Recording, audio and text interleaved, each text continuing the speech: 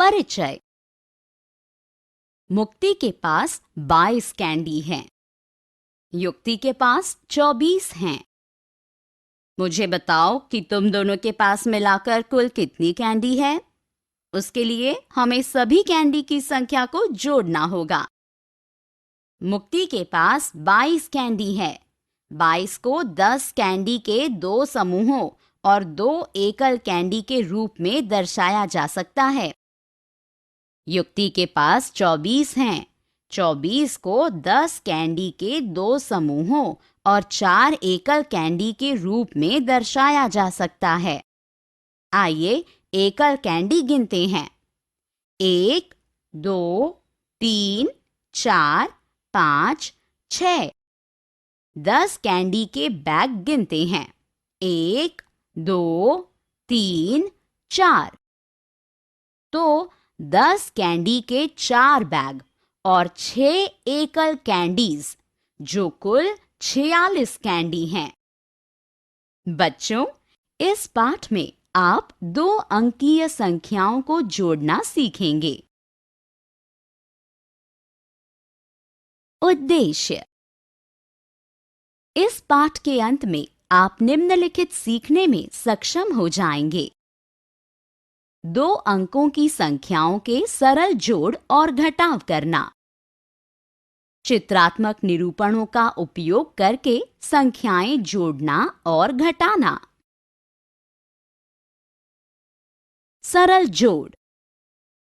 बच्चे अपनी शिल्पकृति को सजाने के लिए मोती खरीदना चाहते हैं। वे दुकानदार के पास गए। अवनी ने 11 मोतियों की मांग की तो दुकानदार ने उसे 10 मोतियों की माला और 1 मोती अलग से दे दिया। तो 10 जमा 1 11 मोती। वाणी को 16 मोती चाहिए थे।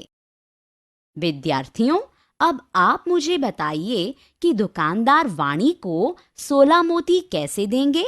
जी हाँ, 10 मोतियों की 1 माला और 6 मोती अलग से। सारा को 25 मोती चाहिए थे, तो उसे 10 मोतियों की 2 मालाएं और 5 मोती अलग से मिलेंगे। देव को 34 मोती चाहिए थे, तो उसे 10 मोतियों की 3 मालाएं और 4 मोती अलग से मिलेंगे।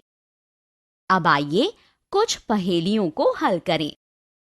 अवनी और वाणी दोनों द्वारा मिलाकर कुल कितने मोती लिए गए हैं? अवनी के पास 1 माला और 1 मोती है। वाणी के पास 1 माला और 6 मोती है। इसे हम इस तरह से लिख सकते हैं। आइए पहले हम सारे अलग मोती लेते हैं। 7 अलग मोती हैं और 2 मालाएं हैं। तो कुल मिलाकर 20 जमा 7 बराबर 27 मोती हैं। सारा और देव दोनों द्वारा मिलाकर कुल कितने मोती लिए गए हैं? सारा के पास 2 मालाएं और 5 मोती हैं। देव के पास 3 मालाएं और 4 मोती हैं। हम इसे इस तरह लिख सकते हैं।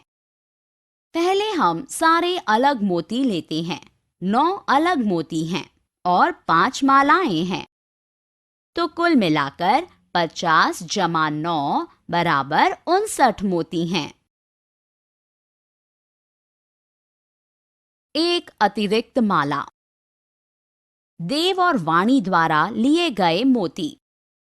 देव के पास 3 मालाएं और 4 मोती हैं। वाणी के पास 1 माला और 6 मोती हैं। पहले हम सभी अलग मोती लेते हैं। 10 अलग मोती हैं। 10 अलग मोती मिलकर 1 माला के बराबर होते हैं। इसलिए मालाओं की संख्या में 1 और जोड़ दें। मालाओं के स्तंभ में 1 जोड़ें। मोती स्तंभ में 0 लिखें। 5 को मालाओं के स्तंभ में लिखें क्योंकि 5 मालाएं हैं। सारा और वाणी द्वारा लिए गए मोती। सारा के पास 2 मालाएं और 5 मोती हैं। वाणी के पास 1 माला और 6 मोती हैं। पहले हम सभी अलग अलग मोती लेते हैं। 11 अलग मोती हैं। 10 अलग मोती एक माला बनाते हैं। इसलिए मालाओं की संख्या में एक और जोड़ दें। मालाओं के स्तंभ में एक जोड़ें। मोती स्तंभ में एक लिखें। मालाओं के स्तंभ में 4 लिखें, क्योंकि 4 मालाएं हैं। दे देना। कियारा के पास 19 मोती हैं। उसने कश्वी को 7 मोती दे दिए। कियारा के पास कितने मोती बचे हैं? कियारा के पास 10 मोतियों की एक माला और 9 अलग मोती हैं। उसने कश्वी को 7 मोती दे दिए। 1, 2, 3, 4, 5, 6, 7। कश्वी द्वारा 7 मोती ले लिए गए हैं। अब 10 मोती की एक माला और 2 अलग मोती बचे हुए हैं, तो कियारा के पास 12 मोती बचे हैं।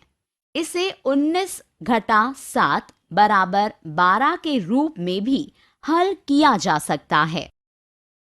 आइए एक और उदाहरण लेते हैं। रिद्धि के पास 26 मोती हैं। उसने सिद्धि को 8 मोती दिए। रिद्धि के पास कितने मोती बचे हैं?